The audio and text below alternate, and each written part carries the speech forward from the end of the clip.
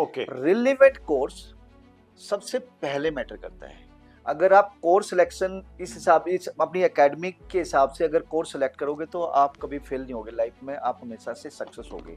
And बहुत plus, सही बात। I tell one uncomfortable truth, which is very important, कि we tell all the time to the students कि जिंदगी में ऐसी कोई स्कूल नहीं है, कोई यूनिवर्सिटी नहीं है जहाँ पर आपको इंग्लिश के चारों मॉड्यूल्स पढ़ने को मिले और एक दिन में इतना इंग्लिश पढ़ने को मिले. Even if you'll do double masters and PhD in India and you're not able to speak well, और आपको इंग्लिश में बातचीत नहीं करना आता, you won't be able to in fact convince people and confidence level आपका जीरो हो जाता है. आप ये सोच के आओ, आइल्स सिर्फ आइल्स करने नहीं आ रहे हो, आप इंग्लिश सीखने आ रहे हो, इससे पीछा कभी नहीं छूटने वाला.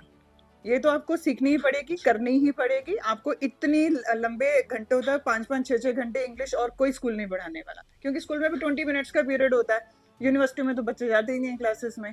तो आप डबल मास्टर्स भी कर लोगे बट इंग्लिश तो नहीं पीछा छोड़ेगी ना. तो और छुट्टियों में और कुछ नहीं, आइल्स कर लो, एटलीस्ट 2 साल के लिए वैलिड है. कभी फिर से लड़ाइयां बंद होगी तो you will have some place to go actually for higher education.